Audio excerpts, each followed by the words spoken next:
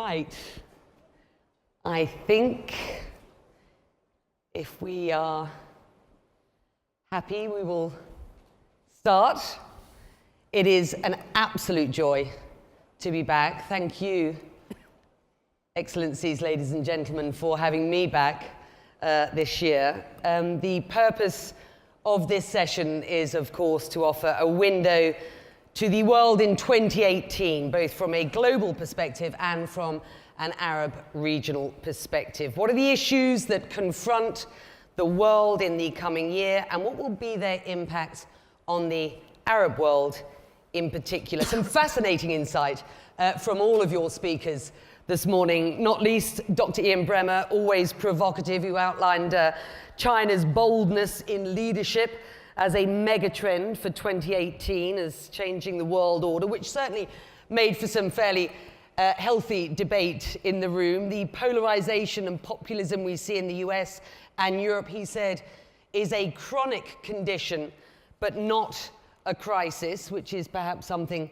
that we will discuss here as well. And never mind Donald Trump, said Ian, the US political system is in greater need of structural reform than China. Some mega trends for 2018 from Ian, and from my great friend Dr. Fawaz Gerges, a relatively pessimistic prediction that in 2018 we will see more of the same on this region's pressing files. And so to our next two guests to offer their insight into the state of world geopolitics in 2018.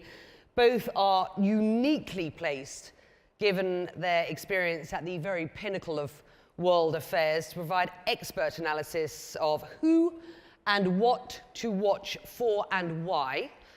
A reminder, we are looking, gentlemen, for specific predictions on the likely state of affairs in the year ahead rather than generalities. So Dr. Robert Gates is the former US Secretary of Defense, served under 8 US presidents, he reminded me earlier on today, and Francois Hollande, French president between 2012 and 2017. We will run this accordingly.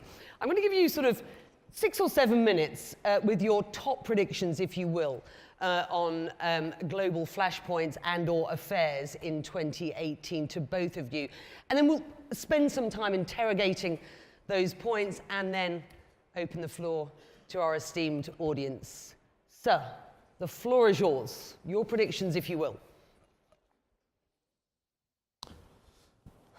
Faire des prédictions pour 2018, c'est un exercice à la fois périlleux, parce que le monde est incertain et instable, et en même temps nécessaire, si nous voulons anticiper sur les événements. Alors je vais concentrer mes prévisions, mes prédictions sur 5 sujets principaux. Le premier, parce qu'il est dans l'actualité, la question palestinienne. Elle va animer les débats, notamment aux Nations Unies. Elle va sûrement provoquer, dans l'année 2018, des manifestations et des troubles dans beaucoup de pays, là où il y a des populations qui sont en solidarité avec les Palestiniens. Mais il n'y aura aucune évolution sérieuse du dossier dans l'année 2018. D'abord parce que le gouvernement israélien est de plus en plus éloigné de la solution des 2 États, et parce que les Palestiniens eux-mêmes sont divisés et qu'il est très difficile pour l'autorité palestinienne de prendre un risque sur cette question de la reprise des négociations. Deuxième sujet, le terrorisme et Daesh. Daesh a été vaincu en Irak, pas complètement en Syrie, et cette organisation terroriste ou d'autres qui lui sont liées est présente en Afghanistan, en Somalie, et Al-Qaïda l'est en Afrique de l'Ouest. Ma prédiction, c'est que plus Daesh va être affaibli et être éradiqué sur le plan territorial d'Irak et de Syrie, plus le risque d'attentats dans les grandes villes du monde est élevé. Parce que les terroristes chercheront des actions à forte intensité symbolique et voudront viser les grandes capitales ou les grandes villes. On en a encore eu une illustration hier à New York avec des individus isolés et radicalisés. Troisième sujet, ce qui se passe au Moyen-Orient et la volonté de l'Iran de créer un axe qui irait de Téhéran à la Méditerranée. Cette volonté-là va continuer de s'affirmer et va créer des tensions maximales dans la région, et notamment avec l'Arabie saoudite. C'est la raison pour laquelle la crédibilité de l'Arabie saoudite, c'est un sujet très important, comme son attractivité, et les réformes qui sont en cours sont essentielles. Nous devons aussi penser qu'il y aura des conséquences quant à l'attitude de l'Iran sur le plan économique, que l'ouverture qui est espérée là-bas ne pourra pas nécessairement avoir lieu, mais en revanche, ma conviction, c'est que l'accord sur le nucléaire iranien sera maintenu et préservé parce que la non-prolifération est un enjeu mondial.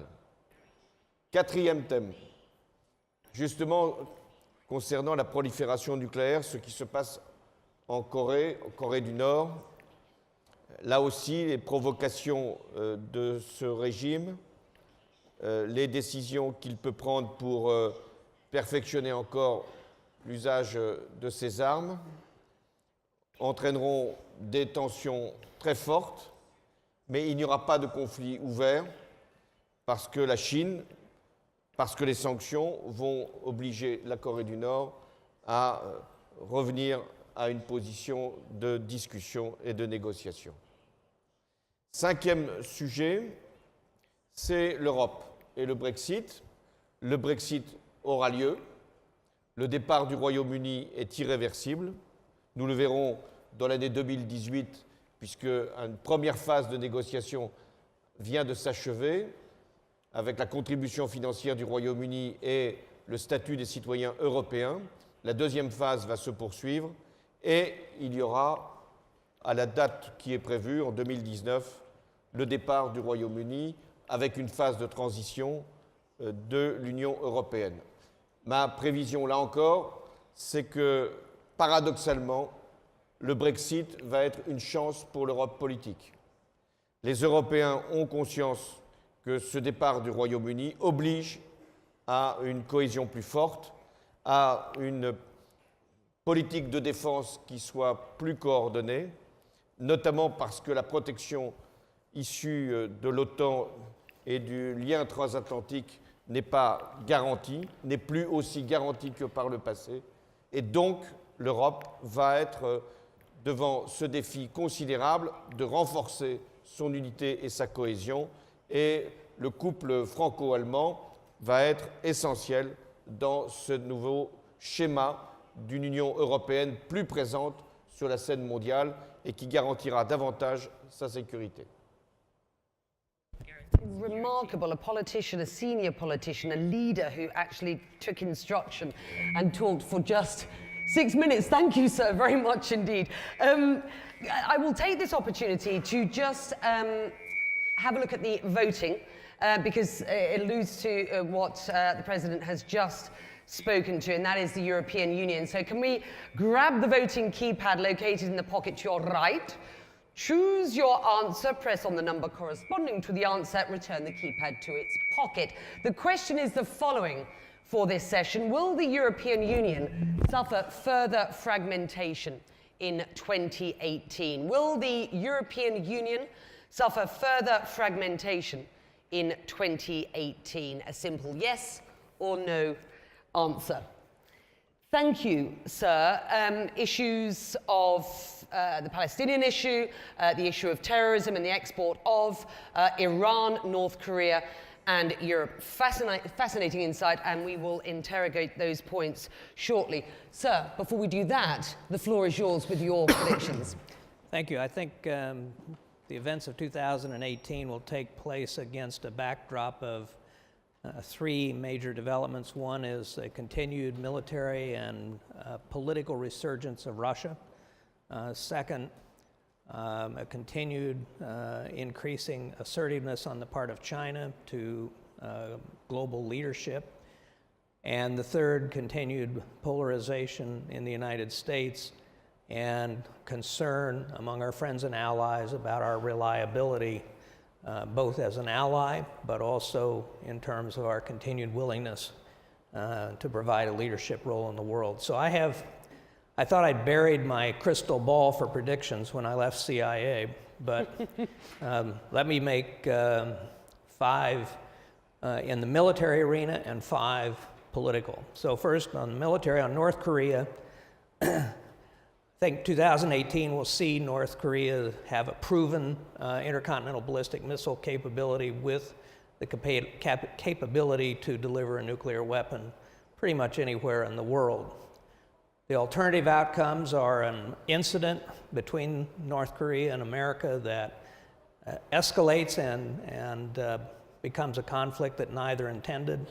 The second is a preventive war by the United States, and the third, and my prediction, is a settling down into a more protracted negotiation that, with tacit recognition of North Korea's capabilities, but an effort to ratchet down the tensions and begin to find a path toward eventual non-nuclear Korean peninsula. But I think in the long term, anyone who expects North Korea immediately to accept, or even in the near to middle term accept, getting rid of all their nuclear weapons, I think is being unrealistic. Second, here in the Middle East, I think that we'll see an intensification of the contest between Shia Islam, led by Iran, and Sunni Islam, led by Saudi Arabia. We've seen an intensification over the past year through surrogates, such as in Yemen. I think we'll see more of that in 2018. I think you may also, in the Middle East, see the growing probability of a conflict between Israel and Hezbollah, feeling empowered from their success in Syria, greatly strengthened by weapons and training from Iran. I think that Israel will see Hezbollah as an increasingly difficult problem and one they need to deal with at some point. Third, Russia has a presidential election in March. President Putin cannot run on a re-election platform of having dramatically improved the Russian economy, and therefore I think he will look for an opportunity for provocations to be able to build nationalist fervor within Russia that will lead to his re-election as president. Fourth, terrorism. I think that the collapse of the Islamic State and destruction of the caliphate is obviously all to the good, but I think the diaspora of radical jihadists from Islamic State will be seen all over the world in a continuation of either lone wolf or small cell terrorist attacks, which will achieve their purpose of terror, but the opportunity for an organization like Islamic State to create weapons of mass destruction and so on, I think has been dramatically reduced by the destruction of the caliphate. And then fifth, Iran. I think that Iran is emboldened by its success in Syria, and I think you will see an increasingly assertive Iran, not just in the context of the rivalry with Saudi Arabia and Sunni Islam, but in terms of its interference and meddling here in the region. So those are the 5, and I think the real question, my prediction is that Iran will try to solidify this Shia crescent or corridor from Iran through Iraq and Syria to Lebanon. And I think that has potential for real conflict because it involves so many different countries, not just Iran, but Iraq, Turkey, Syria, and more distant Russia, the United States, and Israel. On the political predictions, Mexico has a presidential election in July, on the 1st of July. Between President Trump's anti-Mexico rhetoric, his demands to build the wall, his reopening of the North American Free Trade Agreement, combined with President Peña Nieto's corruption problems and stalled reforms, there is a very real opening for victory in the July election of López Obrador, the most anti-American, left-wing Mexican politician in a long time. Should that happen, there will be a real crisis in American-Mexican relationships. Second, I think Brexit will end up being more difficult and more costly for the British than they have anticipated. I think it will be very difficult for the UK. Third, because of the outcome of the German elections, I think we will see a weaker German government in 2018, regardless of whether there's a new election or whether Mrs. Merkel is able to have a grand coalition. I think that the kind of role that Germany has played in the past number of years will be somewhat diminished. Fourth, I think that we will see more independent and aggressive moves by President Erdogan of Turkey vis-a-vis the United States, others in the region, and perhaps even NATO itself as he establishes relationships with China, Russia, and others. And finally, my prediction is that not much is going to change in the United States in 2018 politically, that we will continue to be polarized, divided, and to a large extent paralyzed with a somewhat uncertain foreign policy. Well, let me thank you, and thank you both. So let me just pick you up on your last point, because I'm sure this audience will be fascinated to hear exactly, or have me drill down somewhat on your predictions on US politics and on Donald Trump. Now, a year ago, sir, you described the then US presidential candidate, Donald Trump, as beyond repair in what was a scathing op-ed in the Wall Street Journal, I believe. Refreshingly direct as ever, you said he has no clue about the difference between negotiating a business deal and negotiating with sovereign states. Still beyond repair, in a word? Well, I actually would like to be able to return to the United States after this conference. So I'll withhold judgment. All right, well, let me ask you two other questions then, if you're not going to answer that specifically. Will he still be president this time next year? And if yes, what do you predict will be the impact of his decision-making, his transactional decision-making, which he's very proud of? What will its impact be on the world and particularly on this region? I think he will still be president a year from now. And I think that, I mean, for someone with my background,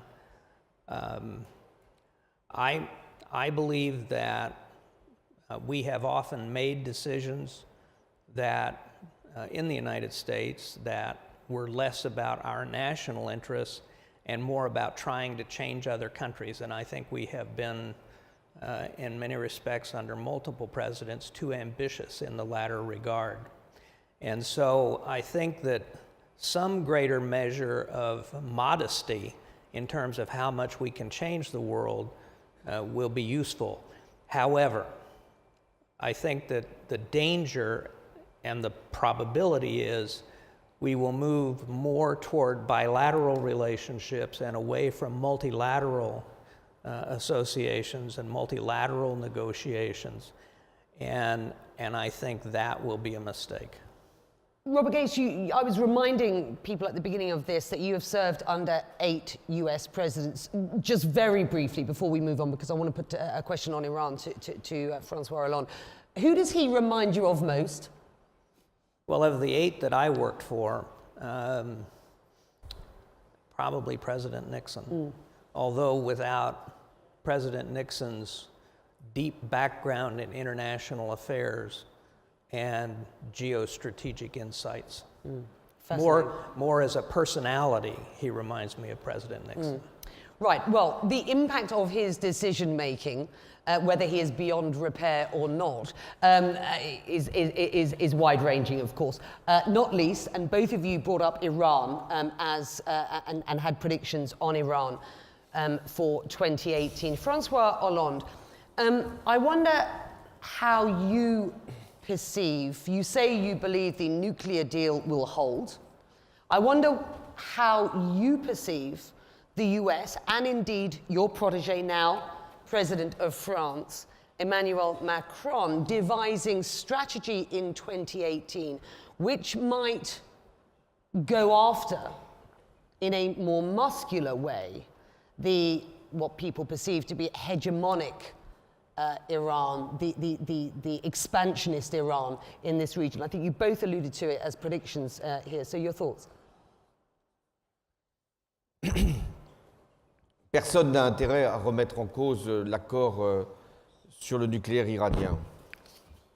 Le président Trump, à un moment, avait fait des déclarations.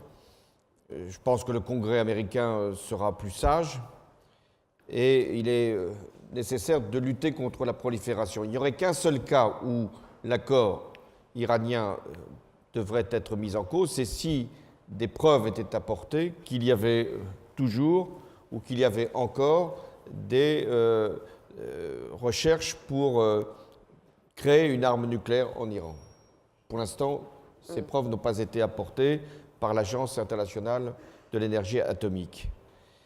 Nous devons néanmoins être plus fermes à l'égard de l'Iran dès lors qu'il y a cette volonté, cet axe qui irait donc de Téhéran jusqu'au Liban et de faire en sorte que la Syrie reste dans cette situation où il n'y a pas de solution politique et où ce sont les milices, et notamment le Hezbollah, qui agissent en Syrie. Nous avons aussi au Liban à garantir l'unité et l'intégrité du pays et éviter qu'il soit sous le contrôle d'une de ses parties, en l'occurrence du Hezbollah. Nous avons aussi à faire en sorte que l'Irak puisse être soutenu et être là aussi protégé des influences extérieures trop directes. Donc moi, ma position, c'est de garder l'accord avec l'Iran sur le plan nucléaire, sauf si une preuve nous était apportée, et d'être plus ferme par rapport à ce qu'est le comportement de l'Iran.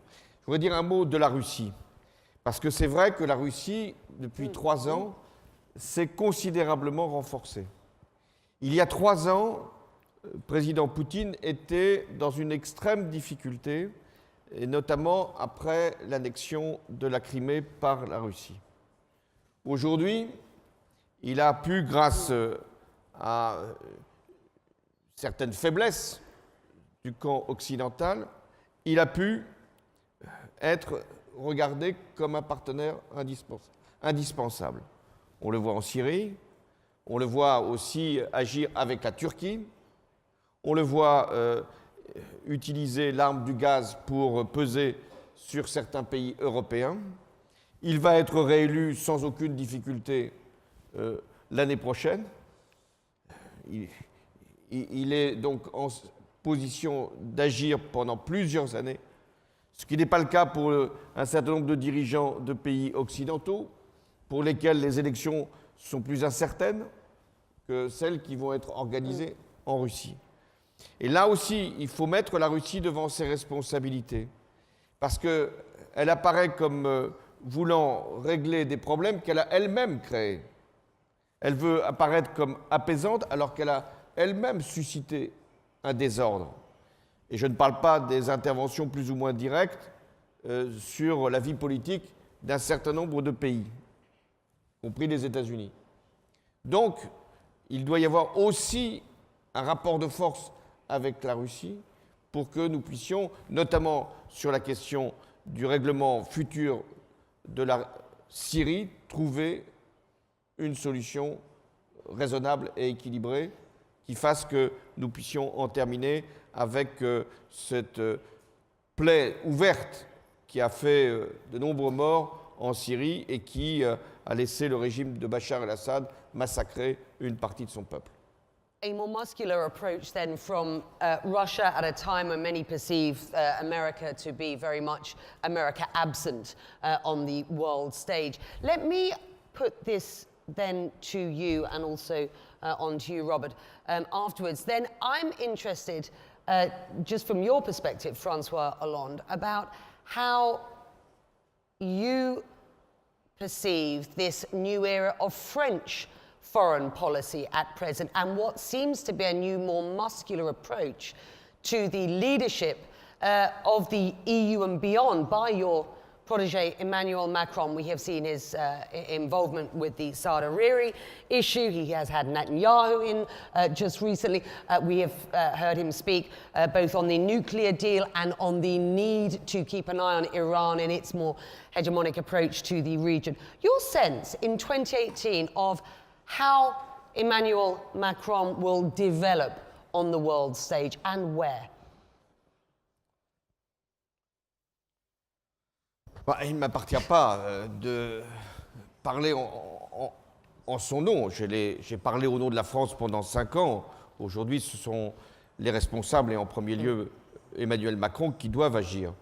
Ce que je peux dire, c'est que jamais la France n'a été dans une position aussi favorable en Europe. D'abord parce que l'Europe sort de la crise économique avec une conjoncture qui est favorable. Il y a quelques années, on aurait parlé ici de la crise de la zone euro. Elle est terminée. La position de la France est également favorable parce que, avec le Brexit, la France est le seul pays disposant de l'arme nucléaire et d'une capacité de défense dans l'Union européenne.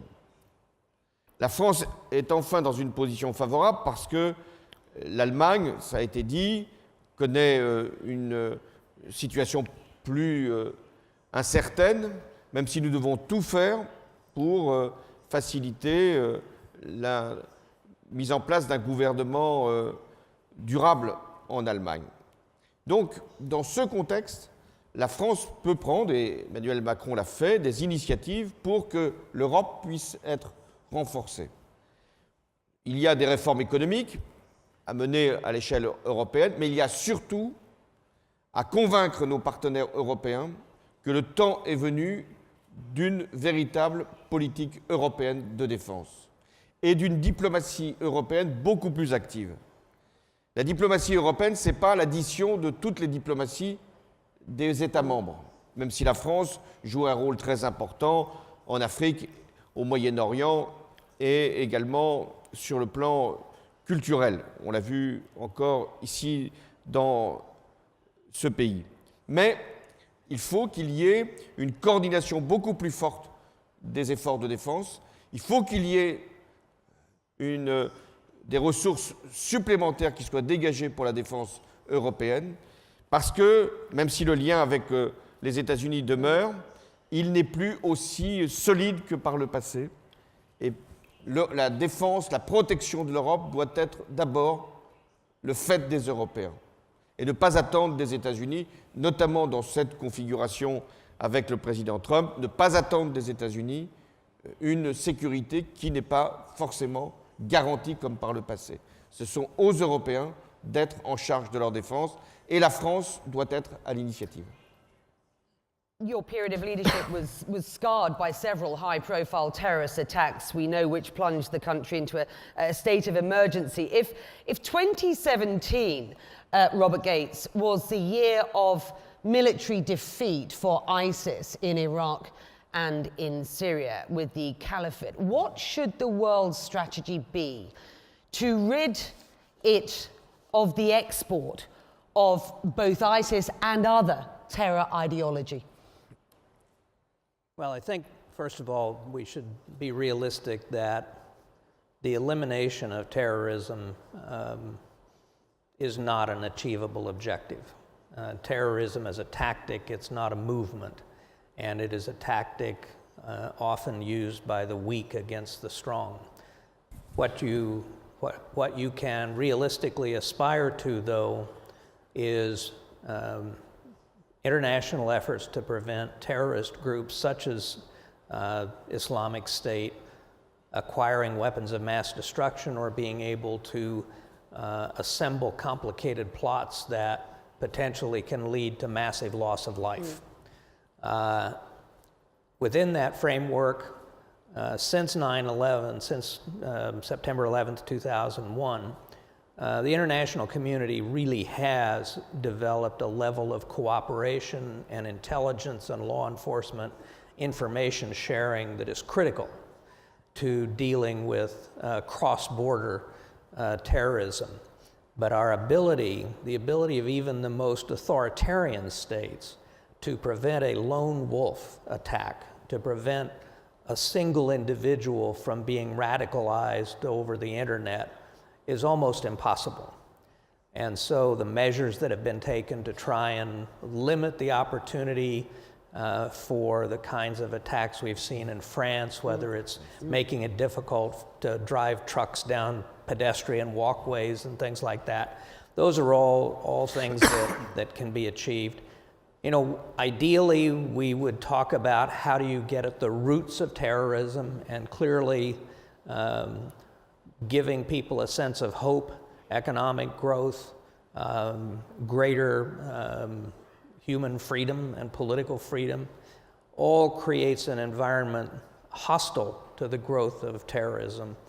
But again, as I began, the notion of being able to eliminate it altogether, I think, is wholly unrealistic and is on a par with the objective of eliminating crime. The best you can do is control it, contain it, and keep it to a level where people can live their ordinary lives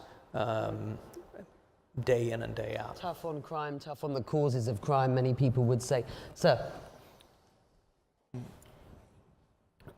L'État islamique a été très largement détruit. Et il aura beaucoup de mal à renaître là où il a été chassé. Sa capacité à mener des attentats dans des pays comme la France, ce qu'il a été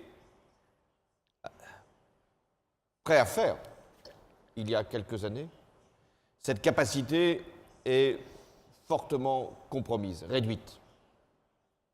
En revanche, la possibilité pour des individus, isolés ou pas, de commettre des attentats avec des dégâts considérables, cette hypothèse-là doit être regardée comme partout possible.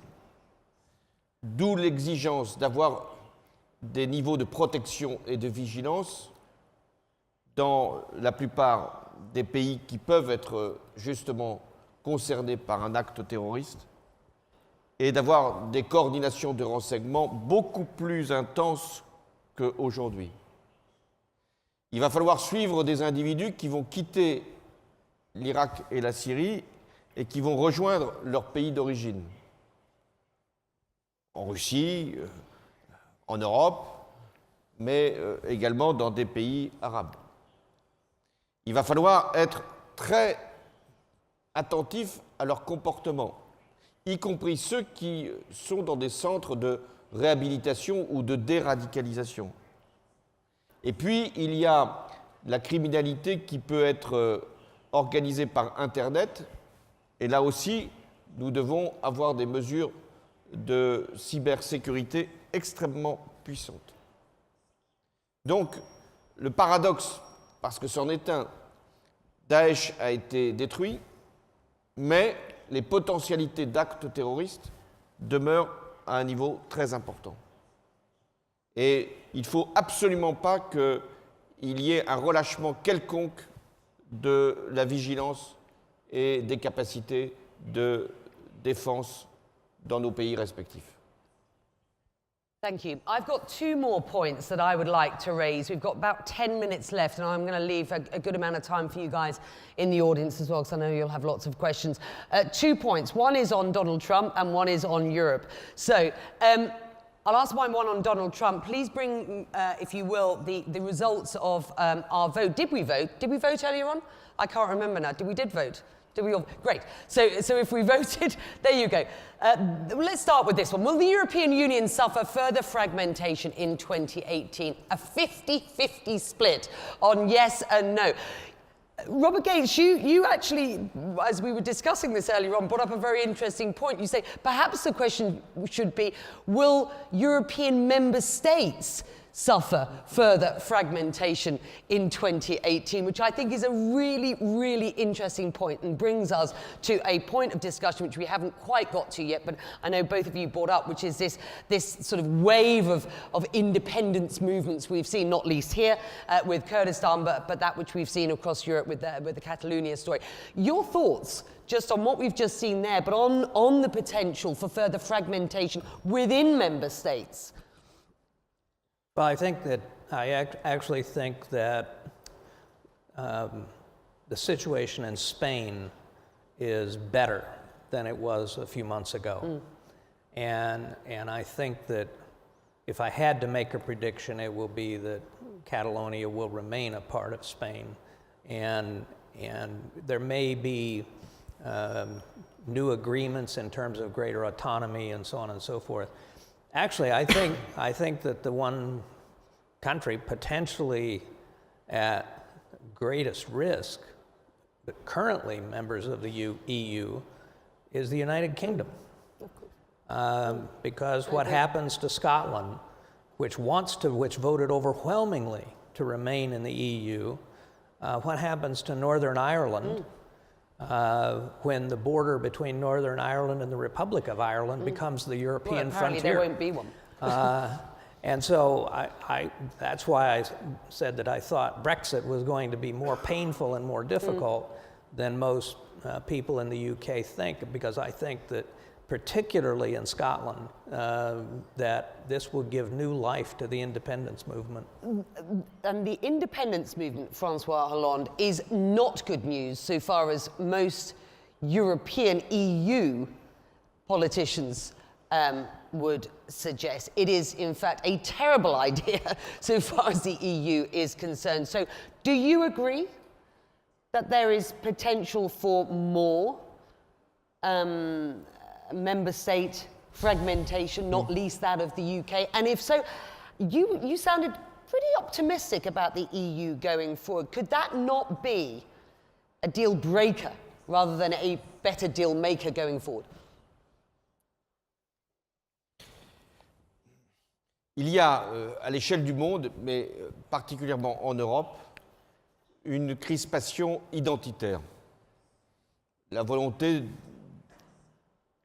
du peuple de se retrouver simplement avec lui, dans un dialogue singulier, et de se protéger des autres. On l'a vu aux États-Unis, d'une certaine façon, l'élection de Trump signifiait ça. Le Brexit également. Les votes pour les extrémistes, y compris en France, ont également cette signification. Le régionalisme ou le séparatisme, sans pour autant être assimilé à cela, c'est aussi une manière de vouloir être dans l'entre-soi et de ne pas payer pour les autres. La Catalogne, c'est une région riche de l'Espagne qui attire beaucoup de touristes et qui n'a rien à craindre de la mondialisation ou de la construction européenne, mais qui considère qu'elle pourrait vivre son destin hors de l'Espagne. Heureusement, le comportement des dirigeants catalans indépendantistes ces dernières semaines, ce comportement n'a pas été favorable à la construction d'une véritable opinion publique qui soit favorable à la sécession.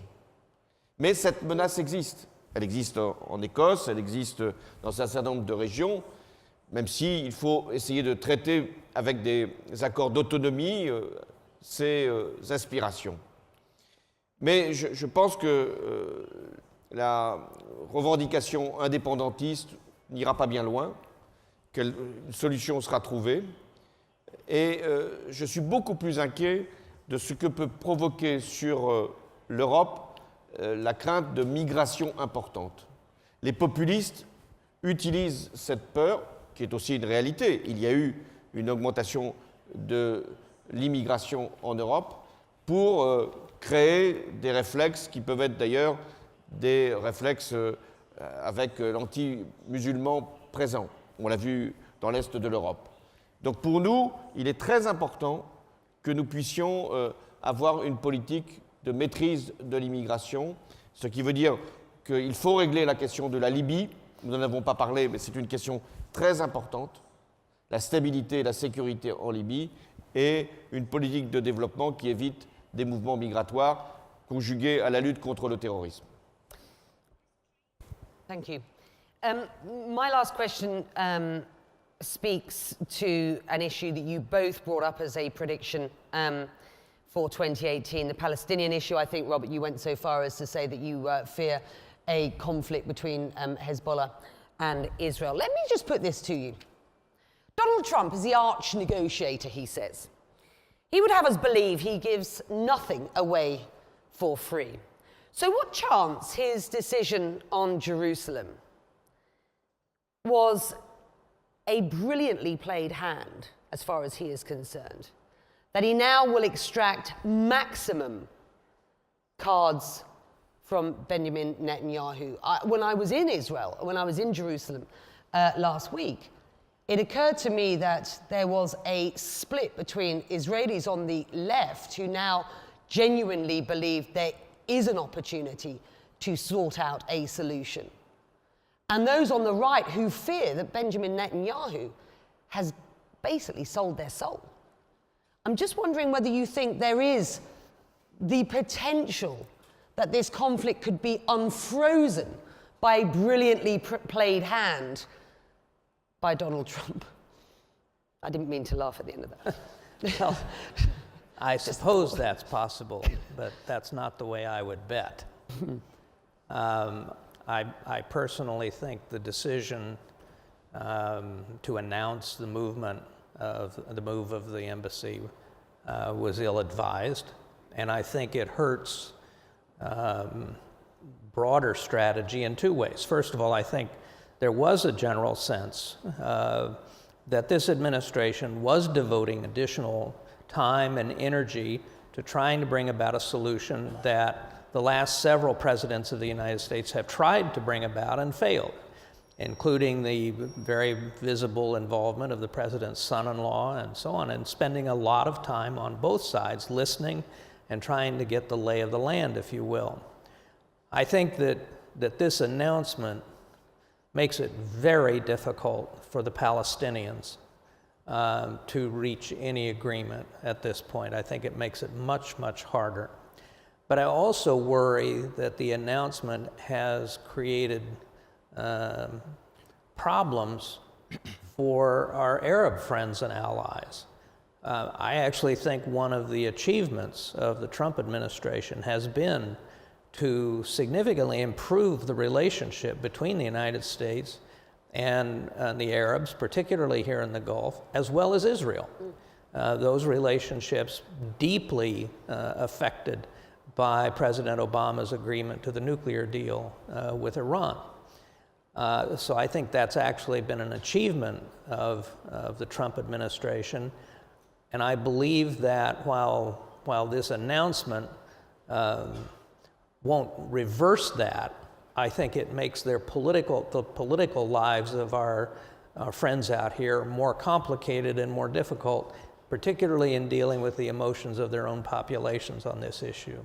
Unless you diverge, sir, enormously from that, I'm going to open the floor. Yes, lots of hands. I knew there would be, sir. Right at the front here. I'll take one from you.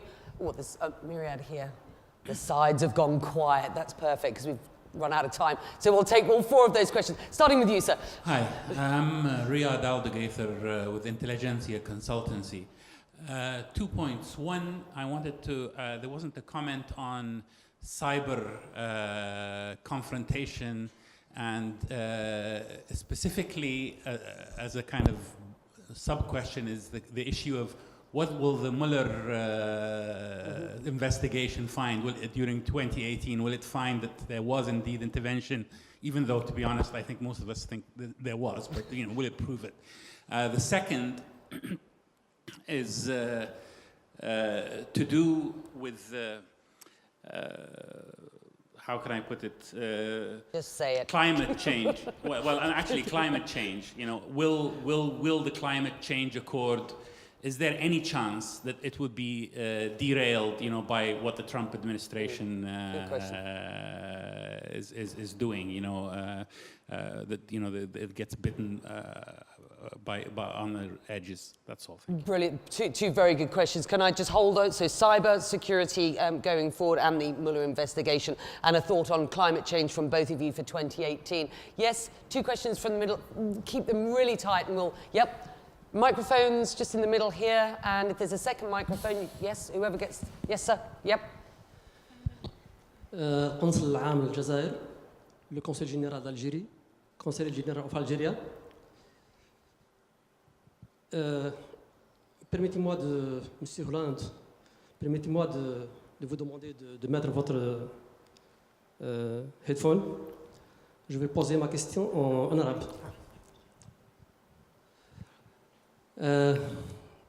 مشكورين على هذا العرض. كان بودي أن أسمع الأثر لاعتراف ترامب بالقدس عاصمة لإسرائيل. هذا الأثر قيل من قبل ولم أسمعه الآن أن هذا سيغذي الإرهاب، إرهاب داعش. السيد هولاند قلتم أن داعش انتهت في العراق وبدرجة أقل في سوريا. الآن ما قيل من قبل أن هذا القرار سوف يغذي هذه الخلايا النائمة لداعش. في رأيكم إذا كنتم توافقون هذا الرأي، هل داعش لما تتغذى بهذا المعتقد أو هذا القرار، هل ستضرب فرنسا مثل ما ضربتها من قبل لأن ترامب فعلها؟ هل تضرب الجزائر أو تخترق حدودها لأن ترامب فعلها؟ هل تضرب في سيناء لأن ترامب اعترف؟ هذا سؤالي. بالنسبة لدكتور روبرت غايتس، سؤالي بسيط: هل السنة القادمة سوف نعرف فيها أثر أو تأثير على السيد ترامب مع بروز تقرير حول تدخل روسيا في الانتخابات الأمريكية؟ شكرا. Got it.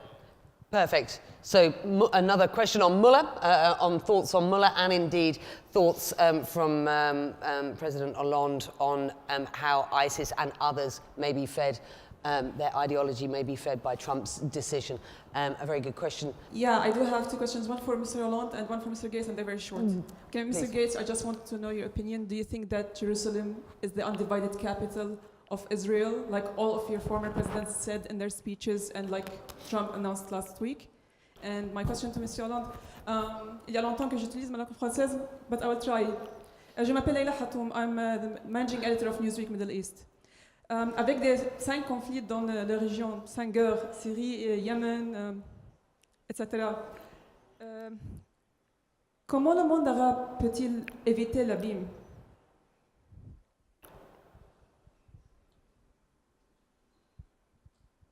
Avoid. Did you want me? How are they going to avoid the abyss? The abyss. Yeah. The abyss. Translator didn't get that word. Good. Okay, who would like to start? We've run out of time, so please keep your answers short, but great questions which need answering. Bon, commençons par la décision de Donald Trump concernant Jérusalem. Elle est non seulement mauvaise, mais elle est brutale et elle créera plus de problèmes qu'elle ne pourra prétendre les régler. Elle est brutale parce qu'elle rompt avec le multilatéralisme. Elle est brutale à l'égard des pays arabes. Elle est brutale à l'égard des Palestiniens. Et elle est en plus sans effet sur le comportement du gouvernement israélien, et les déclarations du Premier ministre Netanyahou, hélas, sont allées dans le sens que je pouvais craindre. Nous avons néanmoins le devoir de dire aux Palestiniens et aux pays arabes que nous devons reprendre le chemin d'une négociation. Et nous devons offrir une solution. Et donc ça, c'est la responsabilité de l'Europe. C'est pour ça, quand je disais que l'Europe doit être de retour sur la scène politique et diplomatique, c'est parce qu'elle a plus de capacité que d'autres à pouvoir maintenant, avec les États-Unis ou sans les États-Unis, prendre cette responsabilité. Sur la cybersécurité, si je réponds à toutes les questions, c'est un enjeu majeur. Parce que là, on est devant des interventions directes qui déstabilisent et les États et les entreprises. Donc, dans l'effort de défense que je pense nécessaire de consentir, il doit y avoir une part très forte maintenant pour la cybersécurité. Sur la responsabilité qui doit être la nôtre, la question m'a été posée par notre ami d'Algérie. Comment faire pour que nous puissions, face à la déstructuration de l'État islamique, éviter qu'il y ait un terrorisme rampant. Nous devons être conscients qu'il y a des foyers terroristes qui peuvent s'allumer dans chacun de nos pays. Et donc agir en termes de sécurité et de vigilance à notre niveau et en lien les uns avec les autres. Enfin, sur qu'est-ce qu'on peut faire par rapport au risque de courir vers l'abîme compte tenu des conflits qui se passent aujourd'hui dans le Moyen-Orient, l'unité du monde arabe est essentielle. Et c'est cette unité-là qui permettra de trouver des solutions et qui permettra de trouver un équilibre par rapport à d'autres prétentions hégémoniques. Wonderful. With respect, Robert Gates, would you like to deal with the Mueller investigation for us, please? When I was in the intelligence business, we divided all the information we wanted to know into two categories: secrets and mysteries. The outcome of the Mueller investigation is not a secret, it is a mystery. No one knows right now how it's going to come out. And I think to pretend to do so would be a mistake. The other point that I would make, and it follows on to the comment made by the President, there is no underestimating the disruptive nature of what Russia in particular is trying to do in terms of disrupting Western institutions. And it's not just the American election, it's Brexit, it's elections inside Europe, in France, and elsewhere. And their capacity to determine outcomes, I think, is non-existent. But their ability to weaken legitimacy and to create doubt about outcomes of elections and to be a disruptive force in the West should not be underestimated, and I think needs to be resisted by all of the Western countries. And that is a brilliant, brilliant closing remark from what has been a fantastic discussion between the two of you. Thank you very much indeed, and to you, the audience, for being... what was the last... You catch up with them when we get off the stage. Yes? I said that I thought that the decision that the President made was ill-advised, and that's where I'm going to leave it. That's your answer. Thank you very much indeed.